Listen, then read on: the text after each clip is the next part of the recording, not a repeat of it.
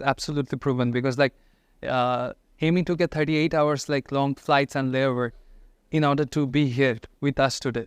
So it just says about the perseverance, the commitment that the strength of the mind. If you commit to something, you are determined to fulfill it, no matter how you will do it.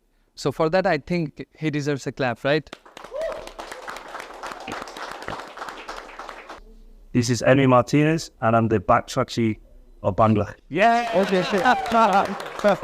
I'm proud to present to you Mr. Emiliano Martinez, or Dibu Martinez, should I say, or should I say the Bachpaki of Bangladesh. Welcome, Emi, to Next Ventures to Fund and Next. Thank you very much. How are you feeling today? It was great. So that was a long trip from Argentina. But it's good to see a lot of people, and I know you've been supporting all through the World Cup, and to be fair, it's a pleasure to be here.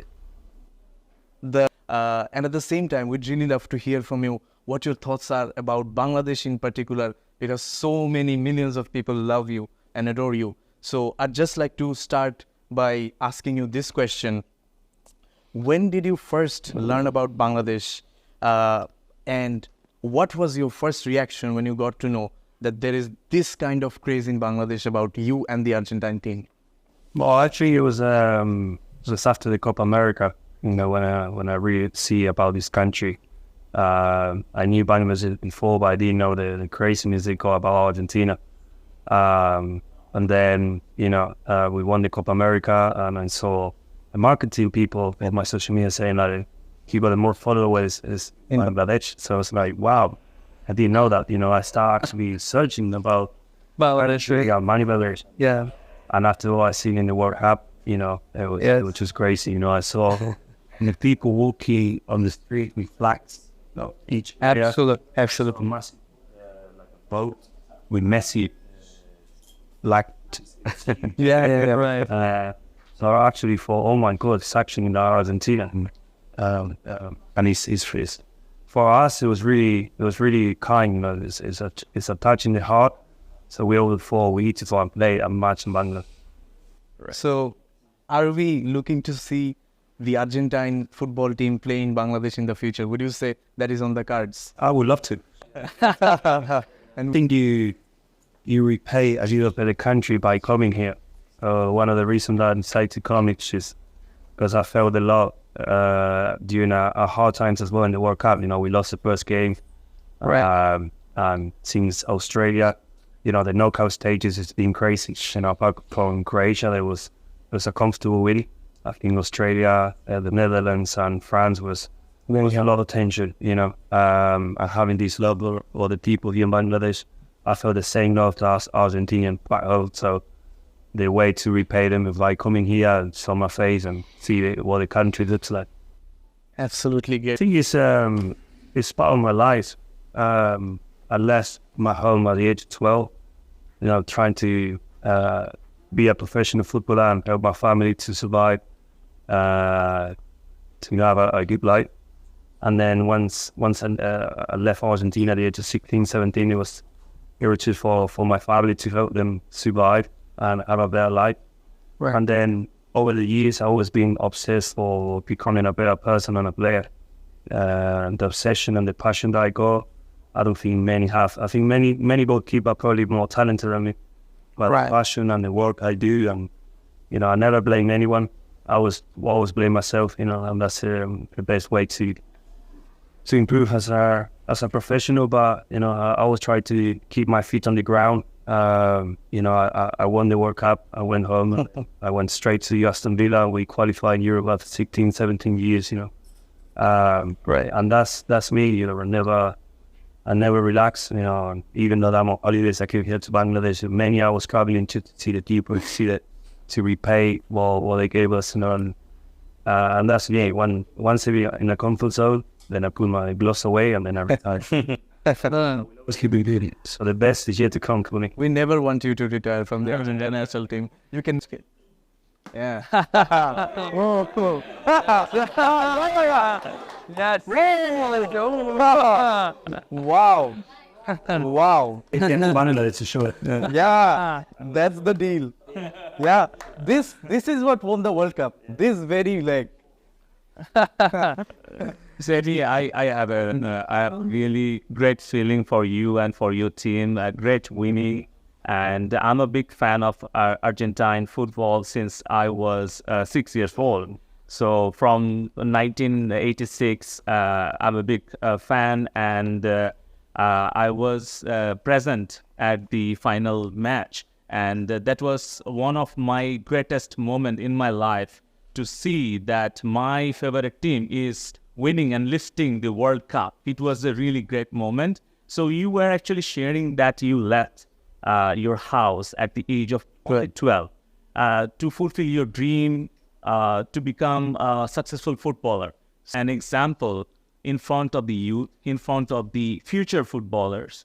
Well, that's actually really good as well.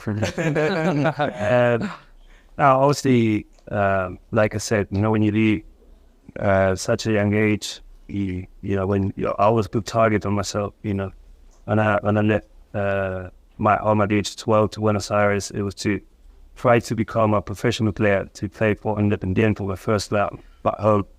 And then, obviously, when you see family struggling, then you had an offer from an English state. So I left Algeria to 16, 17 to help my family financially. So it's like I always put myself targets, green targets. And the season starts, and let's say I sign a new contract. And then the season starts, I try to become a better goalkeeper than what I was last year. Wow. Sign a new deal. Yeah. Relax myself out. I see my family say, no. I put myself in my numbers. And this season, I achieved every single one that I put in my looks. And that's why I try to tell all the kids, in Argentina, it's a lot of kids crying, on the street, they hug me. And when I won the FIFA Best Award, I think the best examples are all, see mom and dad working, and, the family members working hours and hours. That's actually what you look up to. I never had a superhero goalkeeper. I want to be like him. It's good that the kids, they idolize someone like in Argentina today. All the kids want to be a goalkeeper. Because now millions have their hero. Now millions have their hero. So, I've never seen Argentina winning a World Cup since I was born. So I never felt that. So the first time I seen it is when I came back from the World Cup, and I saw everyone lying on the street and crying, and I was like, wow, that crowd, it meant so much to this country, because I never experienced it before, only as a professional. But all my life I've been looking up to my mom and dad and my brother, so that's what they carry me. And even today I have to look up to them, so that's why I would always keep improving. So that's amazing. You are a footballer, as a great human being in my consideration, and all of our millions of your fans, they consider you as a great human being. So two great learnings from your experiences, like one is compete with yourself and try to make you as a role model for others. So these two things I know was help. It's not like I was let's say, okay, I'm gonna put my target, I'm gonna reach. I do extra hours, yoga, do Pilates, I eat well, I make sure I don't get injured. I do my around psychology. Right. I invest a lot of money in myself to make sure I play every weekend at the highest level. Wow. Reaching that, I know that helped my family and I help myself. At the end of the day, you do it a lot. So it's my passion, And let's say when I play with the national team, I said I want to play every single game. I don't care if it's even Easter. Right. Millions will keep watching you. They look up to you. So I always try to deliver for everyone. So, Emi, if we arrange a football match between Bangladesh versus Argentina, do you think that is on the cards? That can happen? That can happen. I think you need to ask Chiqui Tapia, the president. Yeah. I started at the age of 24 when I had a really bad loan spell in Getafe. I was also fighting with the world. I was fighting with my agents, with my family. I was upset with everyone. But obviously, I realized I needed help, because I thought I was talented to reach the highest level, but somehow I wasn't doing it. When I met this guy, David, is an Englishman, really helped me through my bad moments in my career. I met him when I was Arsenal, And then he got sacked from the club, and I asked him to work with me personally. I talk to him once or twice a week. We prepare the game. Each game we prepare how I need to play, what the manager wants from me, what the team needs from me. And I think since I've been with him for 4 years, having this again, and I've been consistently a 7 and 8 every single game. And when I finish every season playing for country or club, I always say to myself, the most difficult part is to stay fit, and stay consistent. Consistency. Right? That's the psychology. Games, the way you work for anyone, each job, if you come at 7 o'clock and then you leave at 1, and then but if maybe you got someone who work from 6 to 6, 6 to 6, 6 to 6, he's going to be better than you. Right. Every single day working hard. So that's been me all my life. Emmy, thank you so much for all these nuggets, and I can't thank you enough. One last thing, so people all over the world call you Dibu Martinez. Want to request you one. I'm really excited to know about the final match. When we were watching, we are so excited to watch every penalty, single shots. So what was the secret behind winning the final match, and what was actually in your mind when you were protecting your goal post? Well, many people ask me how was it so cool. Yeah. Yes. When Otamendi missed the clearance, it was just bouncing in front of me, like from here to the camera or very close.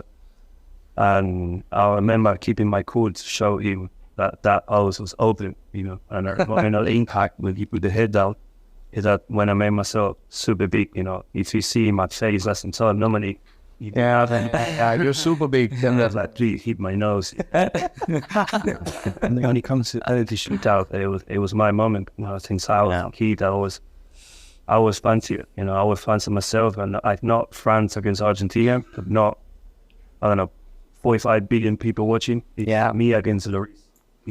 Right. And at the moment, I was on fire. You're not gonna beat me. That's my side. It's 1v1. It's 1v1. My feeling was like, you will never beat me. Yeah.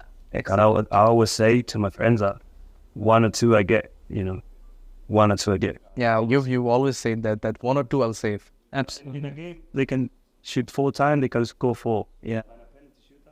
You'll save 1 or 2. True. Exactly. Because, and I always say that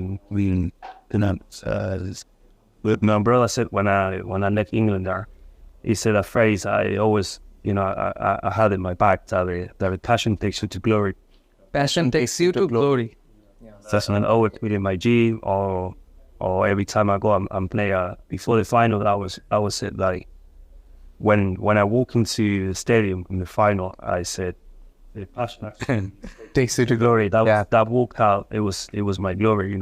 Even though I didn't know the result. For me, that was glory. Reaching a workout final was, the highest ever possible football match I will ever play in my life, because it was my first final. If I play another final, it won't be the same, And for the people, it's the same. I came from a poor background, sometimes eating white rice, sometimes and I'm proud of being that person. Getting out of that days and reaching the highest possible level in football is that's why I come to places like this that it's not always luxury, it's not always for me. This is home. That's how I grew up. Right. And everyone can make it. Anyone in life can make it. If you read, but if you have that passion, it's because if you have nothing, if you have passion for something, you can do it. Right. But if you don't have passion and commitment, Passion takes you to glory. I'll steal that from your brother and from you. I don't drink, I don't smoke. I left nightclubs for training. My trade-offs, I used to trade. So you have to leave a lot of stuff out to make sure you make it. The sacrifices for the consistency. Absolutely. Amazing stuff. That we know that they call you Dibu Martinez, and you really deserve that. People like kids that really love you and they like you. in Bangladesh, we call you Baj Pakhi. Baj Pakhi. So Baj Pakhi means in English eagle. So you have that sight and vision of eagle, and you hunt football like eagle, and also you appears like eagle in front of your goalpost. I've seen on my social media, and Yeah, the eagle, the images. So I'm really excited to know about your feeling on this unique name. What is your feeling about this? Yeah. Baj Pakhi. I think you told me. Yeah. Like, Let's like. I don't know. A goalkeeper's always unique. Yeah. I always had a lot of nicknames. I think I went to China and they call me somewhere else. Like they say that they remind me like a Teletubby. Like, wow, isn't that coming here? The people think I'm backfishy is Baj Baj Pakhi. Pakhi. like an eagle was. It's good to know. Yeah. So now everyone I see now on social media like an eagle. No. This is Emmy Martinez and I'm the backfishy of Bangladesh. Yeah. Okay.